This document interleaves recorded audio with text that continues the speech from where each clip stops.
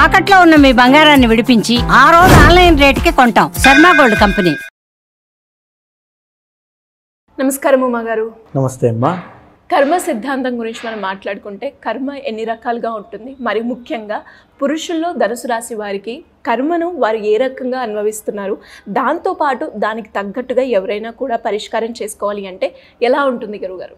ఏదైతే మన కర్మ సిద్ధాంతంలో ముఖ్యంగా చెప్పబడినటువంటి 3 కర్మలు సంచిత, ప్రారబ్ధ, ఆగామి కర్మలు. ముందుగా సంచిత కర్మ అని అంటే మనం ఏదైతే ఈ జీవాత్మ ప్రారంభమైందో అంటే కొన్ని వందల జన్మలు అవ్వచ్చు, కొన్ని కోటి జన్మలు అవ్వచ్చు, అప్పటి నుంచి మనం మూట కట్టుకున్నటువంటి పాపమైన పుణ్యమైన కర్మ కింద వస్తుంది. దాంట్లోంచి భాగంగా మనం ఇప్పుడు అనుభవించేటువంటి కర్మ అంటే ఈ బాధలు ఎంతో కొంత దాని నుంచి అనుభవిస్తూ ఉంటాం, అది సంచిత కర్మ. దీంట్లోనే మన వంశపారంపర్యంగా వాళ్ళు చేసేటువంటి కర్మలు కూడా మనం అనుభవించాల్సి వస్తుంది. సంచిత కర్మ అంటే ఉదాహరణకి కాలసర్పదోషం తీసుకున్నారనుకోండి. కాలసర్పదోషం మనం ఏం చెబుతూ ఉంటాం, ఇది మీ వల్ల మాత్రమే వచ్చింది కాదమ్మా, మీ వంశపారంపర్యంగా మీ అమ్మమ్మ గారికో నానమ్మ గారికో తాతయ్య గారికో వాళ్ళందరికీ ఉంది, దానివల్ల మీకు కూడా సంక్రమించింది అంటే వంశపారంపర్యంగా వచ్చే కర్మని కూడా మనం అనుభవించాల్సి వస్తుంది. అది కర్మ, అది దాన్ని సంచిత కర్మ అని అంటారు. ఇక దీంట్లో రెండవది ప్రారబ్ధ కర్మ. ప్రారబ్ధ కర్మ అని అంటే ఏదైతే ఇప్పుడు మనం ఈ దేహము ఈ జీవాత్మ ఎత్తిన తర్వాత ఏదైతే పనులు చేస్తూ ఉంటామో వాటిని ప్రారబ్ధ కర్మ అంటారు. ఉదాహరణకి మనం చేత్తో ఏదైనా దానం చేసాం అనుకోండి, ఒక సహాయం చేసాం అనుకోండి, తిరిగి సహాయం పొందుతాం. లేదు ఎవరైనా కొట్టాం అనుకోండి, తిరిగి మనం ఆ దెబ్బ తింటాం. లేక ఒక నిప్పును ముట్టుకున్నాం అనుకోండి, అది మనకి కాలుతుంది. అది ప్రారబ్ధ కర్మ. ఆ ప్రారబ్ధ కర్మ మన బుద్ధిని అనుసరించి ఉంటుంది. మన బుద్ధి భగవద్ ఆరాధన మీద ఆధారపడి ఉంటుంది, మన ఆచార వ్యవహారాల మీద ఆధారపడి ఉంటుంది. మనం యాస్ట్రాలజీ చెప్పినప్పుడు ఈ జాగ్రత్త తీసుకోండి, ఈ యొక్క వాహన ప్రమాదాల విషయంలో జాగ్రత్త, ఈ ఆరోగ్య సమస్యల విషయంలో జాగ్రత్త అని ఎందుకు చెప్తామంటే మన చేతులారా మనం కొన్ని జాగ్రత్తల ద్వారా కొన్ని కర్మల నుంచి తప్పించుకోవచ్చు. అదే ప్రారబ్ధ కర్మ. ఇక మూడవది ఆగామి కర్మ. అంటే ఇప్పుడు మనం ఏదైతే పుణ్యము కానీ పాపము కానీ చేస్తామో దీనికి ప్రతిఫలంగా, దీనికి రిఫ్లెక్షన్గా రాబోయేటువంటి రోజుల్లో కానీ రాబోయేటువంటి సంవత్సరాల్లో కానీ రాబోయే జన్మలో కానీ పుణ్యాన్ని పాపాన్ని మనం అనుభవించాల్సి వస్తుంది. దాన్నే ఆగామి కర్మ అంటారు, అంటే ఇన్ ఫ్యూచర్ అని అర్థం. కాబట్టి ఇప్పుడు మనం చేసే కర్మ రాబోయే మన జీవితాన్ని డిసైడ్ చేస్తుంది. కాబట్టి ఆగామి కర్మ కూడా కర్మ సిద్ధాంతంలో చెప్పబడింది.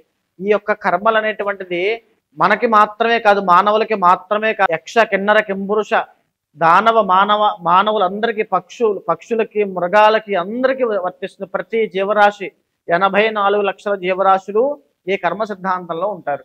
ఈ రోజు నేను ఈ జన్మ ఎత్తచ్చు, ఎంత సౌకర్యవంతమైన జీవితాన్ని, ఎంత సౌకర్యవంతమైన కుర్చీలో ఎంత బట్టలు ఉన్నాయి, నాకు పెట్టుకోవడానికి ఒక వాచి ఉంది, చూడడానికి కళ్ళు బాగానే పనిచేస్తున్నాయి, వినబడుతున్నాయి, మాట్లాడగలుగుతున్నాను, ఇవంతా ఉంది అంటే ఎంతో కొంత పుణ్యకర్మ ఉంది. కాబట్టి ఇవేమీ లేని నాడు, ఇవంతా పోయిన నాడు నాకేమీ లేకపోవచ్చు. ఇదే కర్మ సిద్ధాంతము. దీనివల్ల ఇదే ఆస్ట్రాలజీకి మెయిన్ అండి, ఈ మూలమైనటువంటిది ఆస్ట్రాలజీకి కర్మ సిద్ధాంతము. ఆ కర్మను బట్టి మన రాశులు బట్టి వాళ్ళకి ఏ కర్మలు ఎలా ఎఫెక్ట్ అవుతాయి, ఎలాంటి విషయాల్లో జాగ్రత్తగా ఉండాలో చెప్పచ్చు. మీరు చెప్పినట్టుగా ఈ 3 కర్మను ధనుసు రాశి వారు ఏ రకంగా అనుభవిస్తున్నారు అని ఎలా తెలుసుకోవచ్చు అంటారు? ముఖ్యంగా నేను చెప్పినటువంటి ఈ 3 కర్మలు కూడా ధనుసు రాశి వాళ్ళకి సంచిత, ప్రారబ్ధ, ఆగామి కర్మలు 3 ఎఫెక్ట్ అవుతాయి. ఉదాహరణకి ఒక చిన్న విషయం చెప్పాలండి, జరిగిన కొన్ని రోజులుగా నేను చూస్తున్నాను, అదేవిధంగా చాలామంది ఊహల్లో కూడా ఉంటుంది. నక్షత్రాల్లో ధనుసు రాశికి సంబంధించిన మూలా నక్షత్రం గురించి చాలామంది అనుమానపడుతూ ఉంటారు. ఎలా అంటే మూలా నక్షత్రం అమ్మాయిని చేసుకోకూడదండి, మూలా నక్షత్రం వాళ్ళు ఇంట్లో జన్మిస్తే అరిష్టం అండి, లేకపోతే మూలా నక్షత్రం వాళ్ళు వస్తే మూలన్న వాళ్ళు ఎగిరిపోతారండి. తప్పు. మూలా నక్షత్రము కేతువు యొక్క నక్షత్రము. దానివల్ల భగవత్ ప్రీతి సంబంధించిన వైరాగ్యానికి, ఆత్మజ్ఞానానికి, భగవద్ అనుగ్రహానికి చాలా అతి దగ్గరే ఉండే నక్షత్రాల్లో మూలా నక్షత్రం ఒకటి. అదేవిధంగా మూలా నక్షత్రం సరస్వతీదేవి యొక్క నక్షత్రం అండి. ఆ నక్షత్రానికి సంబంధించి అలా మాట్లాడడం చాలా తప్పు. కాకపోతే ఒక్కొక్క నక్షత్రానికి ఒక్కొక్క రకమైనటువంటి గుణాలు ఉంటాయి. ఉదాహరణకి భరణీ నక్షత్రానికి సంథింగ్ ఒక మ్యారీడ్ లైఫ్లో ఇబ్బందులు ఉంటాయి. కృత్తికా నక్షత్రం వాళ్ళు ఎంత కష్టపడినా సక్సెస్ లేకపోవడం లాంటివి కనబడుతూ ఉంటాయి. తర్వాత రేవతి నక్షత్రం వాళ్ళకి తల్లికి వాళ్ళకి గొడవలు అవుతూ ఉంటాయి. ఇలా శ్రవణ నక్షత్రం వాళ్ళకి కొన్ని అలా ఉంటాయి. అలా మూలా నక్షత్రం వాళ్ళకి ఉన్నటువంటిది ఏంటంటే వాళ్ళు జీవితంలో వాళ్ళు ఎక్కడైతే వెళ్తారో అక్కడ కష్టాలు పడుతుంటారు, ఎక్కువ కష్టం ఉంటుంది. బికాజ్ గురుకేతులు కాంబినేషన్ కదా, అవుట్ ఆఫ్ ది బాక్స్ ఆలోచిస్తుంటారు, ఎక్కువ కష్టపడాల్సి వస్తుంది, కష్టపడతారు పాపం. అంతే, అంతకు మించి అసలు చాలా రాంగ్ ప్రొటెక్షన్ అండి అది, అలా మూల నక్షత్రాలు చెప్పడం. అది బాగా గుర్తుంచుకోండి ప్రతి ఒక్కరు కూడా. అలా ఎవరిని కూడా పాయింట్అవుట్ చేయకూడదు. అంటే రెండవది, ఇప్పుడు ధనుస్సు రాశి మనం కర్మ సిద్ధాంతం గురించి మాట్లాడుతున్నాం కాబట్టి సంచిత కర్మలో జన్మించినటువంటి ధనుస్సు రాశి వాళ్ళు అద్భుతమైన యోగంతో పుట్టాల్సిన ధనుస్సు రాశి వాళ్ళు. Because the original 9th house ధనస్సు అవుతుందండి. 9th హౌస్ 10 మందికి పెట్టడమే ఉంటుంది తప్ప 10 మందికి చేయి చాపే అలవాటు వీళ్ళకి ఉండదు. భగవంతుడికి పెడతారు, గుడులు కట్టించడం, దాన ధర్మాలు చేయడం, అన్నదానం చేయడం, లేకపోతే డబ్బులు ఎవరికైనా వీళ్ళు సహాయం చేయడం, అంతేగాని ఎవరి దగ్గర తీసుకునే వాళ్ళు కాదు. అంతటి చెప్పాలంటే ఒక పెద్ద మనుషులు, గొప్పవాళ్ళు, పెద్ద మనుషులను ఎలా పిలుస్తూ ఉంటామో ఆ తరహా వ్యక్తులు ధనుస్సు రాశికి సంబంధించిన వాళ్ళు ఉంటారు. నిజంగా మహానుభావులు, పుట్టినటువంటి జన్మకి జన్మరాహిత్యం చేసుకునేటువంటి గుణాలు ఉన్న వాళ్ళు ధనుస్సు రాశి వాళ్ళు. అయితే వీళ్ళకి ఏంటంటే సంచిత కర్మ అనేటువంటిది విపరీతంగా ఇబ్బందులు పెడుతుంది. మ్యారీడ్ లైఫ్లో సెకండ్ మ్యారేజ్ అయ్యేలాగా చేయడము, లేకపోతే వీళ్ళకి బిజినెస్ జనరల్గా వచ్చొస్తాయి. ఈ బిజినెస్లో నష్టాలు రావడం, కంప్లీట్గా కుప్పకూలిపోవడం, లేకపోతే ఉమ్మడి వ్యాపారాల్లో నష్టపోవడం, వీళ్ళని మోసం చేయడం, లేకపోతే ఒకానొక టైంలో దేవుడు నాకు ఏం సహాయం చేయట్లేదు, ఇంత దైవభక్తులు కూడా నాకు దేవుడేం సహాయం చేయట్లేదు అని చెప్పి అంత కోపముతో, కసితో, వైరాగ్యం, ఇంకేంటంటే దేవుడు లేడనే స్థానికి నాస్తికత్వానికి వెళ్ళిపోతారు. అంతటి కష్టాలు వస్తాయి ఆడవాళ్ళకైనా మగవాళ్ళకైనా, మ్యారీడ్ లైఫ్లో అయినా, వృత్తి వ్యాపారాల్లో అయినా. కొన్ని వాళ్ళకి మాత్రమే వీళ్ళకి షూట్ అవుతాయి. అది ఇంటర్నల్ జాతకంలో కూడా తెలుస్తుంది. ఈ సంచిత కర్మ వల్ల ధనుస్సు రాశి వాళ్ళు విపరీతమైన కష్టాలు పడతారు. అండ్ రాబోయే మార్చి 30 తర్వాత వీళ్ళకి అర్ధ అష్టమ శని స్టార్ట్ అవుతుంది. కుటుంబపరమైనటువంటి తెలియని ఒత్తిడి పెరుగుతుంది. తరువాత కార్యహాని, ఏ పని తలపెట్టినా అందులో అపజయాలు కలుగుతూ ఉంటాయి.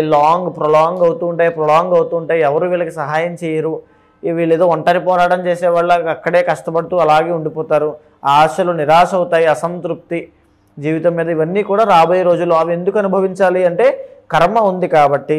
సంచిత కర్మ వల్ల వచ్చేటువంటి ఈ దోషాలు, పాపాలు శని యొక్క దశ అంతర్దశల్లో కానీ, శని యొక్క పీరియడ్ ఆఫ్ టైం వచ్చినప్పుడు, ఉదాహరణకి అర్ధ అష్టమ, ఏలినాటి, అష్టమ, కంటక లాంటి యొక్క శని యొక్క పీరియడ్ ఆఫ్ టైంలో వీళ్ళు అనుభవిస్తారు. వీళ్ళకి రాబోయేది అర్ధ అష్టమ శని, బికాస్ కర్మకారకుడు శని కాబట్టి. వచ్చిన తర్వాత ఇలాంటి ఇబ్బందులన్నీ ఉంటాయి. వీటితో పాటుగా శుభకార్యాలు ఏమైనా మధ్యలో ఆగిపోవడము, యాక్సిడెంట్స్ అవ్వడం కూడా చాలా జాగ్రత్తగా ఉండాలి. బికాస్ ధనుస్సు రాశి వాళ్ళకి 5th and 12th లార్డ్ కుజుడు అవుతాడు కాబట్టి, అదేవిధంగా 6th and 11th లార్డ్ శుక్రుడు అవుతున్నాడు. ఆడవాళ్ళ విషయంలో మరీ జాగ్రత్త. మీరు నార్మల్గా ఎవరితోనో మాట్లాడినా మీకు ఏదో అనుమానం, మీ మీద ఒక అనుమానం పడేటువంటి ఛాయలు చాలా ఎక్కువ ఉంటాయి మ్యారీడ్ లైఫ్లో. వెరీ కేర్ఫుల్గా ఉండండి. మ్యారీడ్ లైఫ్లో కూడా ఆడవాళ్ళతో చాలా జాగ్రత్తగా ఉండండి. అదేవిధంగా అష్టమంలో చంద్రుడు కాబట్టి జనరల్లీ వెరీ ఎమోషనల్ పీపుల్. అంటే ప్రతిదానికి కూడా మానసికంగా చాలా కృంగిపోతారు, ఎమోషనల్ అయిపోతారు. Sensitive people, over thinking, negative thinking, ఇవన్నీ కూడా. అంటే వీళ్ళకి కోటాను కోట్లు సంపాదించవచ్చు, బికాస్ ఒరిజినల్ 9th హౌస్ కదా. ఎంత సంపాదించినా వీళ్ళకి మనశ్శాంతి ఉండదు. వాళ్ళు ఏమనుకుంటారో అని చెప్పి వీళ్ళు బాధపడుతుంటారు. వాళ్ళకి ఏదైనా అసౌకర్యం కలిగిందేమో వీళ్ళు బాధపడుతుంటారు. అంత మంచివాళ్ళు. ఆ అతి మంచితనం కూడా ఒక శాపమే. వీళ్ళని అతి మంచితనం వల్ల మోసపోయే సందర్భాలు ఎన్నో ఉంటాయి. సంచిత ప్రారంధ ఆగామి కర్మలకు అవి దారితీస్తూ ఉంటాయి. సో మేజర్గా ధనుస్సు రాశి వాళ్ళు మీకు వెరీ గుడ్ కెరీర్ ఉండాలన్నా, జీవితం చాలా బాగుండాలన్నా ఫస్ట్ ఆఫ్ ఆల్ ఇంటర్నల్ జాతకం చూసుకోండి. ఎందుకు అంటే గోచారం ఎంత బాగున్నా ఇంటర్నల్ జాతకం బాగాలేకపోతే బాగోదు. గోచారం ఎంత బాగాలేకపోయినా ఇంటర్నల్ జాతకంలో కొన్ని యోగాలు ఉంటే అద్భుతంగా ఉంటుంది. ఇంటర్నల్ జాతకం అనేది కూడా ఒక బేసిక్ థింగ్ అని ఖచ్చితంగా చూసుకోవాలి.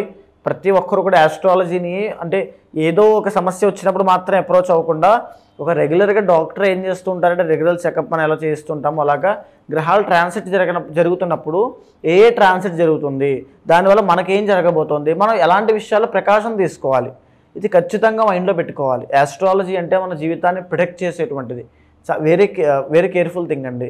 ఎందుకంటే నేను చాలామందికి ఇవి చెప్తూ ఉంటాను. అంటే ఎలా అంటే ఈ సంవత్సరం ఫలానా రాబోతుందని చెప్పి మా టీం దగ్గర నుంచి పీడిఎఫ్లో చెప్తూ ఉంటారు, రిమైండ్ చేస్తుంటారు. ఈ ఫలానా టైంలో మీకు వాహన ప్రమాదాలు రాబోతున్నాయి, ఈ టైంలో మీరు వెరీ కేర్ఫుల్గా ఉండండి అని. సో ఆ రకంగా ఏంటంటే ఆస్ట్రాలజీ అంటే జాగ్రత్త కోసము, భయపెట్టడం కోసం కాదు.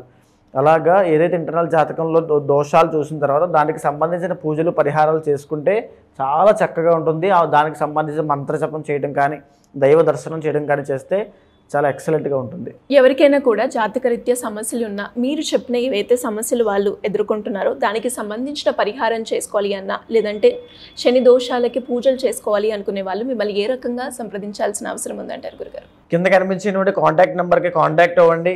ఖచ్చితంగా ఇంటర్నల్ జాతకం చూస్తాను.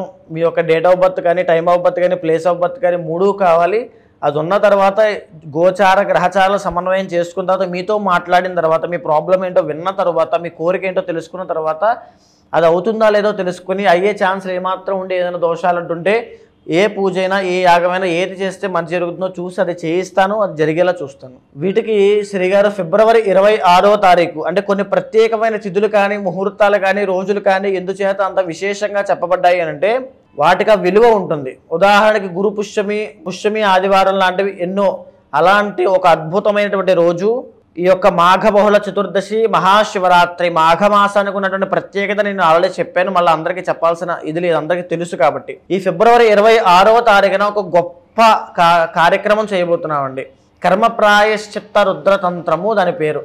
అంటే ఎవరైనా ఏ కర్మల వల్ల ఇబ్బంది పడుతున్నప్పటికీ కూడా వాటిని ప్రాయశ్చిత్తం చేసుకోవడం కోసం భక్తిపూర్వకంగా స్వామిని అర్చించి సేవించి తరించడమే కర్మ ప్రాయశ్చిత్త రుద్రతంత్రానికి ఒక ముఖ్య ఉద్దేశ్యము.